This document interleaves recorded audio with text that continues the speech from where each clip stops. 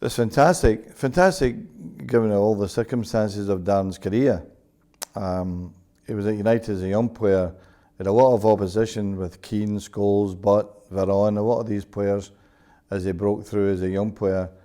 But when he became established, he played in all the important games for United.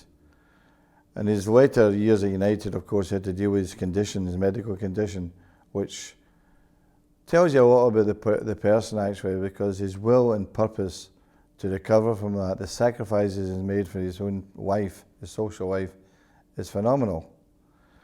And he never gave in.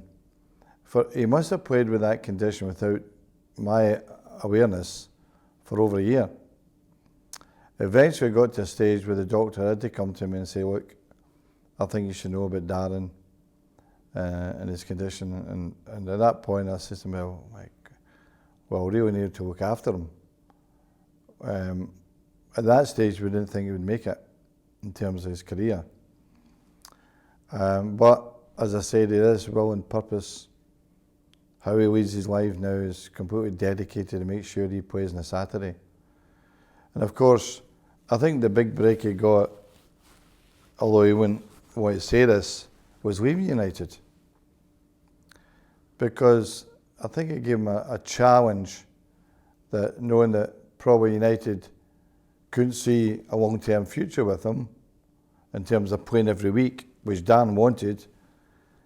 His move to West Brom has made his career now. He's never missed a game. It's phenomenal. It's absolutely brilliant. And I watch him playing for West Brom, and I see the young player that we had about that pitch, getting about people, running up and down the pitch. I mean, that in itself, for any player to do that at his age, you say to yourself, well done. But when you know the whole background, you say to yourself, that is phenomenal, that is incredible. And I love the guy. I think he's a fantastic professional. I think he's a fantastic human being, and really well done to him. I mean, you've said it there. We've only had him for a couple of years, and we know what an exceptional character he is. I think we realised that very quickly. But you obviously were with him all the way through that journey. Well, we had him when he was 12 years of age at United.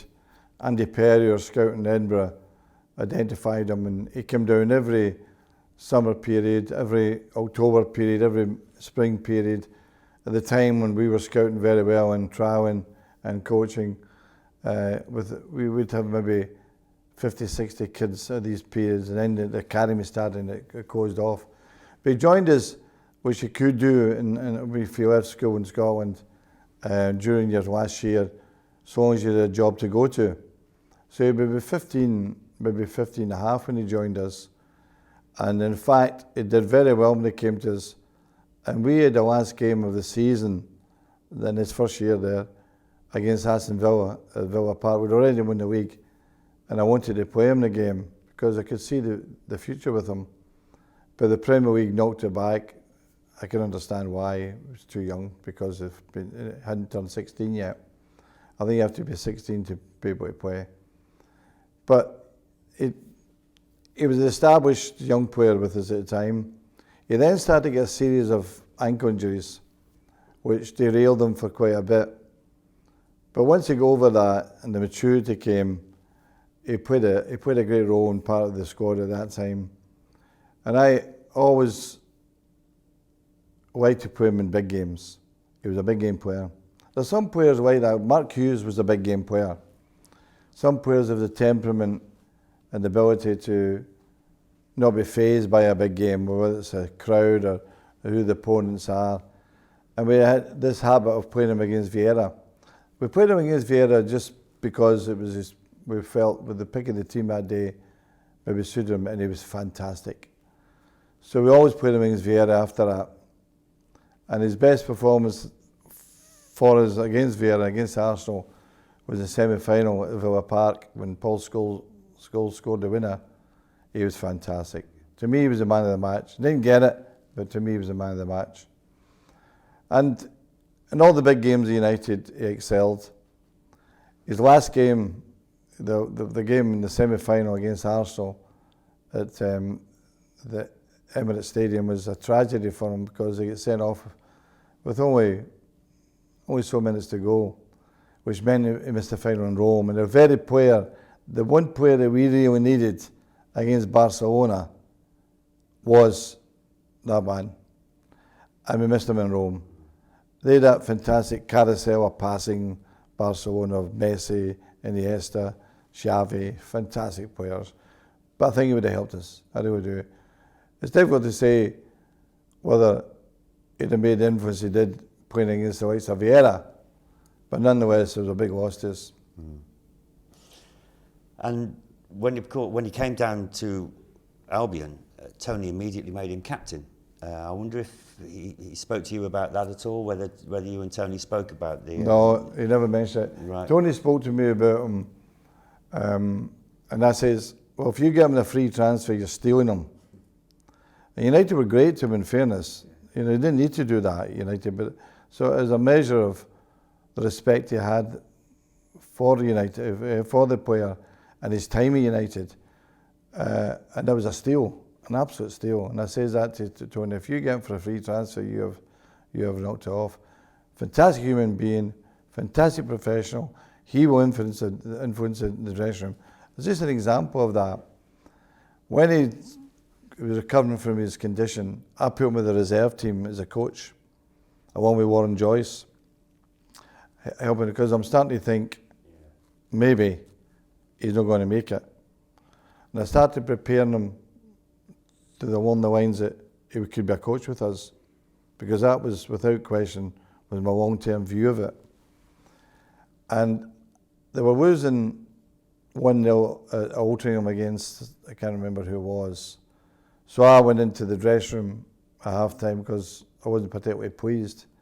And Darren was doing the motivation, he was doing the tactics, and Warren had given him that head to do that, and he was fantastic.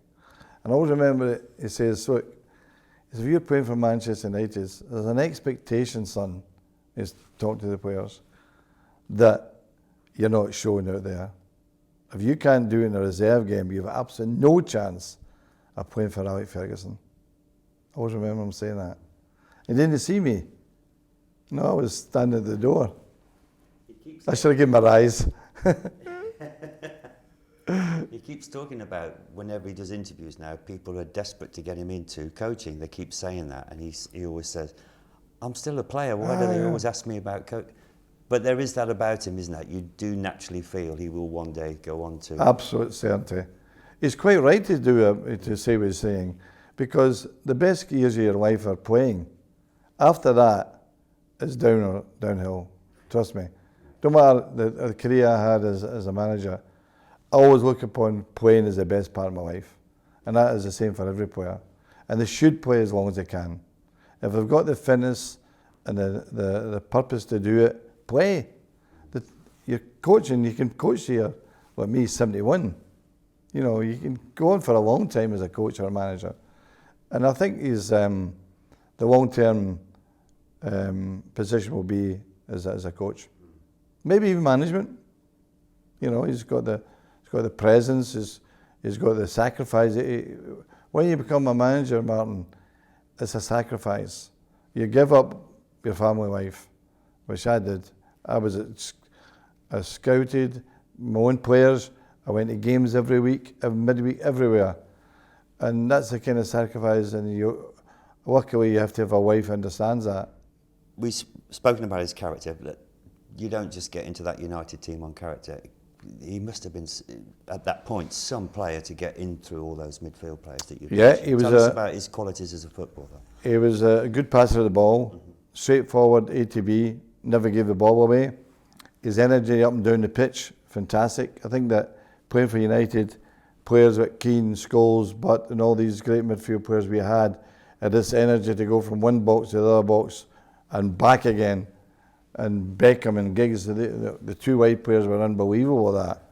So he had that advantage over a lot of players. He had a natural energy. Even though he's a big, tall, rangy young man, a great physique, but he's got an engine. And that engine allowed him to do that. He could win the ball. His best talent in terms of winning the ball was getting that big, long leg as just robbing the ball off them without having to foul them, without having to tackle, just robbing the ball off them. Straightforward pass the ball. You know, these were his assets. Mm-hmm. And when you heard about, bringing it full circle, when you heard about the Albion deal, did it seem a good fit for you? Did you think that's the kind of club that Darren will thrive at? Well, I spoke to him about it. Right. So I said to him, one, Tony Pulis is a serious professional. Enthusiasm, wants to win, and you're only an hour from your house. I says, to me, that's your decision. I really thought that was his club, you know, I thought he should have done that. And Tony wanted him, you know what I mean? You know, the great bonus Tony's got is not just that he's been a leader and he's captain, he plays all the time. You know, does that surprise you? 75 appearances. Absolutely. Yeah, absolutely. Yeah. Without question, that does surprise me. I think that when you sign a player, and this would be a problem for Tony, is when you can understand Darren's condition, how he deals with it, you have to think along the lines, he may not play every week. And actually, I think I said that to him. He may not play every week, but he'll want to play every week. And because always when I sign players, I always look at certain things about them. Available for selection is one of them. If you're buying a player that's available for selection every week, that's point one. It's unthinkable that we walk out behind anybody else these days. It really is. I know. It's just. I'm really proud of him actually. Yeah. Of all the players that I've had, and knowing that what he's gone through, it's really amazing. It's a good football club, West Brom, so he'll enjoy that part. It's a good football ground. It's a natural football ground. It's that old type of stadium with the ground that's on top of you.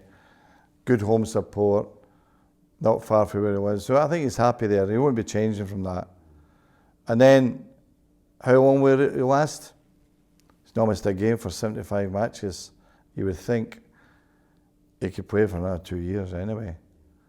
I mean, whether he can go into that level of that, which would be difficult to play to 40, like Ryan Giggs 41, Paul Scholes 40. It's difficult to say. But then, knowing him and what he's shown in his previous few years, it wouldn't surprise you. He's such a good lad.